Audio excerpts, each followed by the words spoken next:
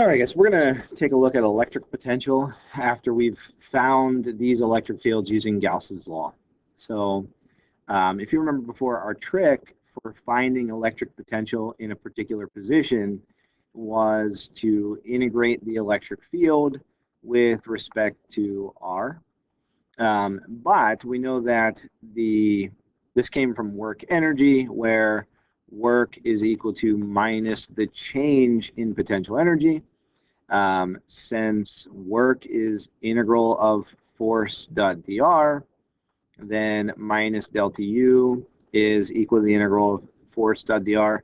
And then if I divide both of these by charge, that's where I'm coming up with this integral of E with respect to R is equal to minus delta V.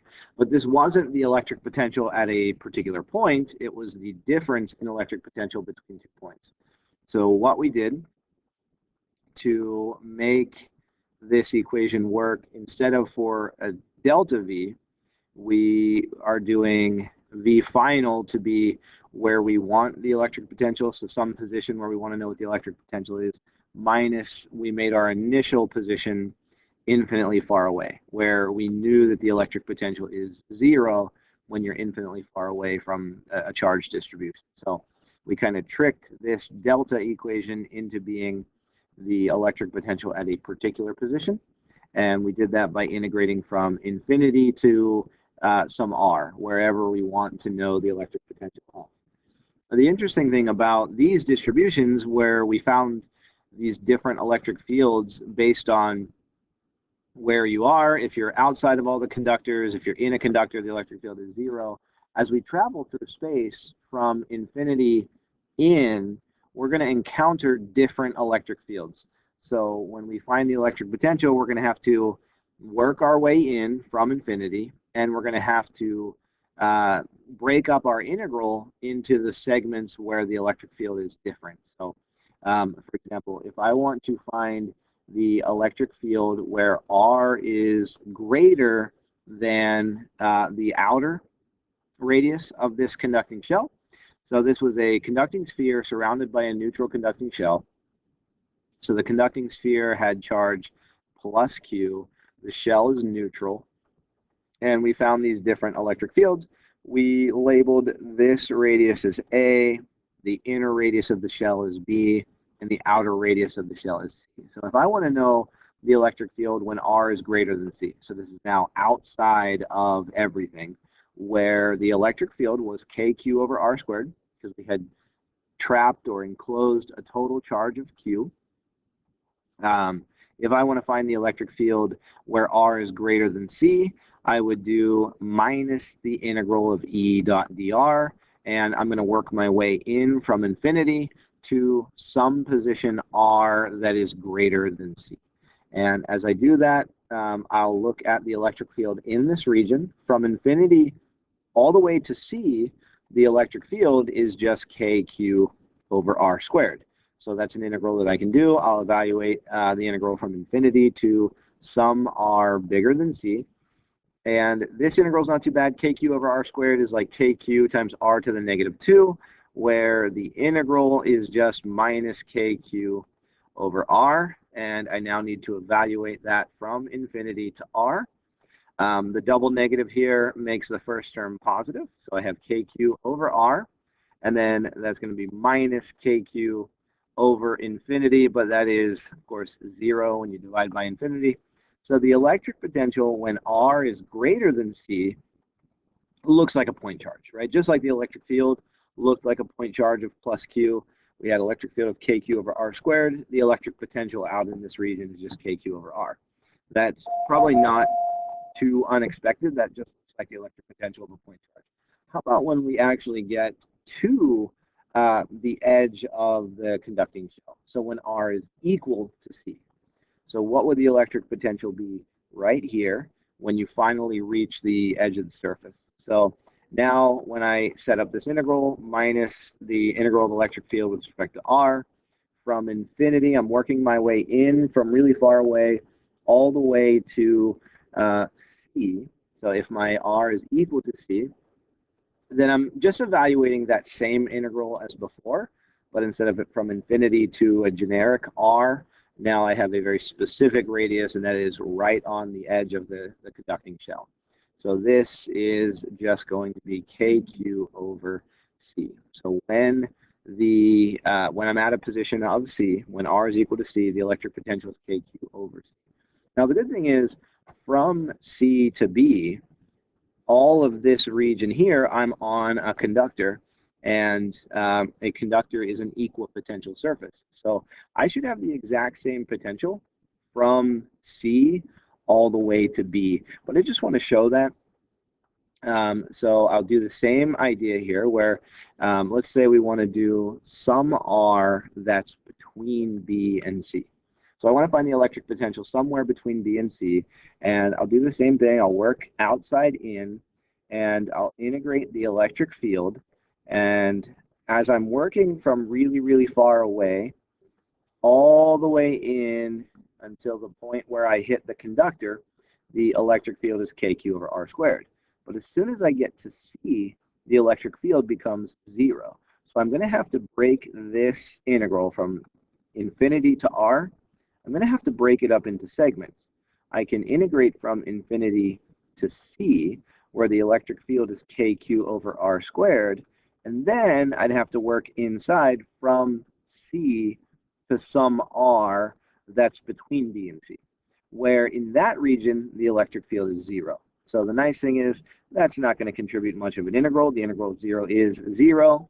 So I'm really just dealing with this guy right here, which I've already done. The integral of the electric field from infinity to C is just kq over C. But it's good to see that the electric potential somewhere between B and C is just kq over C. It's the exact result we got at the edge of the shell. And furthermore, if I wanted to know the electric field the electric potential at B, which is the inner radius of the shell, the same thing is going to happen. I'm on the conductor. I'm at the edge of the conductor. So if I were to integrate from infinity to B, I would need to break that up into the different segments of electric field. So from infinity to C, the electric field is kq over r squared. From C to B, so from C to B, the electric field is 0. So nothing contributes there, and I get the same result for the electric potential at B, which makes sense because I'm on a conductor, and a conductor is an equipotential. Okay, so I have outside of the shell, I have an electric potential that looks like a point charge. On the shell, I have a constant electric potential. Let's look at this region in here.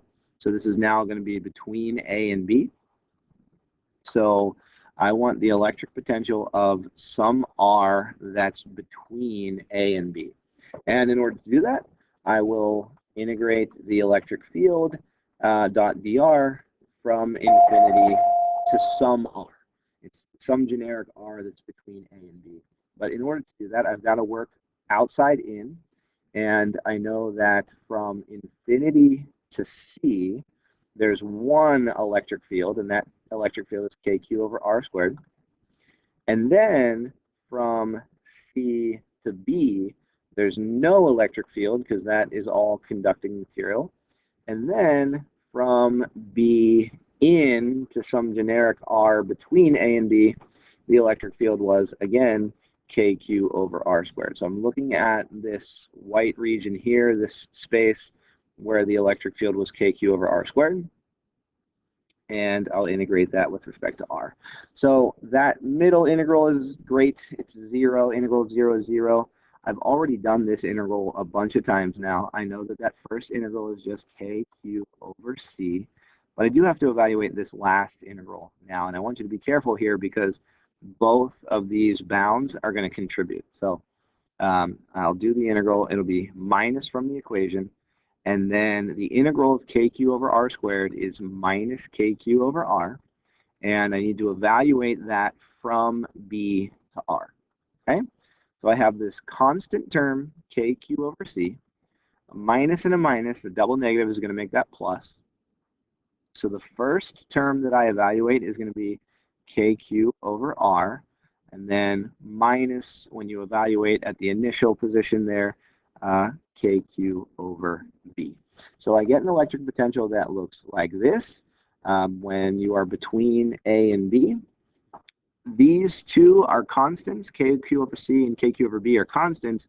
KQ over R is going to give us the curve of our graph.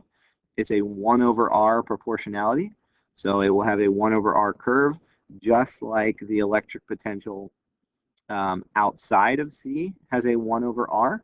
The difference is the 1 over R curvature is going to be raised up by this constant. So maybe I'll write that out, KQ over C minus KQ over B. So that constant is raising the electric potential up, and then it follows the KQ over R curve. Okay, the other thing I would want to do is actually find the electric potential at A, and that would be by doing the integral of electric field all the way from infinity to A, which I would break up into the different segments. I'd go from infinity to C, where the electric field is KQ over R squared. Then I would go from C to B, where the electric field is 0. And then I could go from B to A, where the electric field is KQ over R squared. And hopefully you can see from the last integral that we just did, infinity to C, C to B, and then B to the next position, this integral is going to look very similar.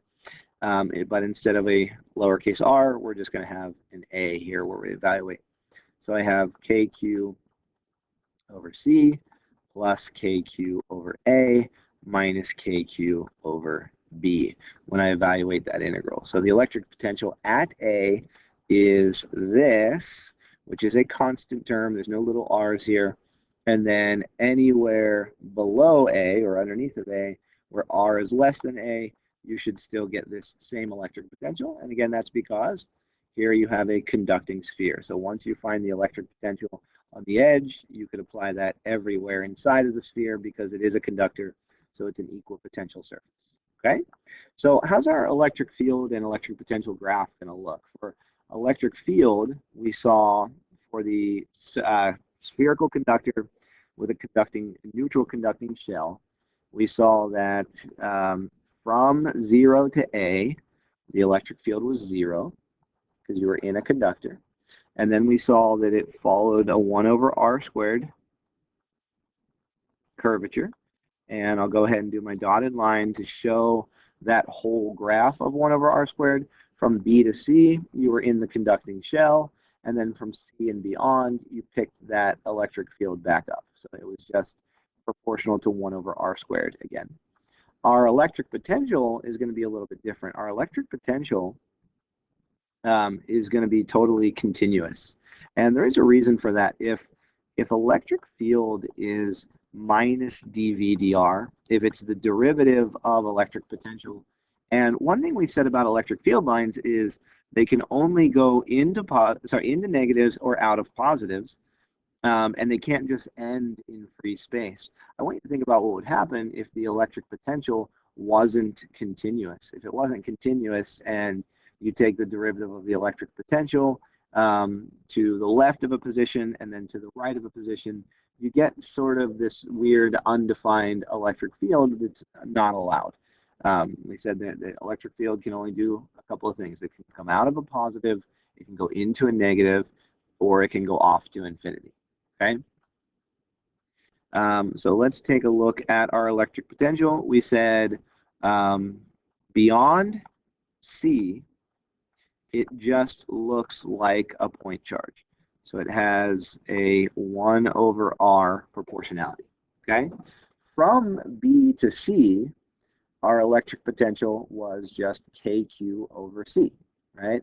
And we're on a conducting shell, so it is a constant electric potential. Constant electric potential of KQ over C. So I might just write that magnitude there, KQ over C. And I'm trying to make that flat because it is constant. And then from A to B, what did we see? We saw that you have this constant term, KQ over C, and then you have a 1 over R proportionality. So you're going to have a 1 over R curve. And then you have this minus KQ over B. So the question is, should I be drawing my graph above KQ over C or below KQ over C? Well, R is less than B. And if R is less than B, then KQ over R is always going to be a bigger number than KQ over B. So this little term right here, KQ over R minus KQ over B, is always going to be positive. So you have KQ over C, and then you're adding some positive number that has a 1 over R curvature. So my electric potential is going to look something like this, where it's a 1 over R curvature. Having a hard time doing this with the air slate pen. So 1 over R curvature, but it's raised up above the original 1 over R because it now comes down to KQ over C instead of maybe what we would have expected if it was just a point charge, it would come down to KQ over B. So it's raised up so it reaches this constant term between B and C. It does have a 1 over R proportionality, so that's kind of the curve of the graph. And then at A, we have KQ over C, again, raised up by some constant term. And since A is less than B, KQ over A is always going to be greater than KQ over B. So this term is always going to be positive. So this is KQ over C raised up by some positive number. So that should be a constant term right here.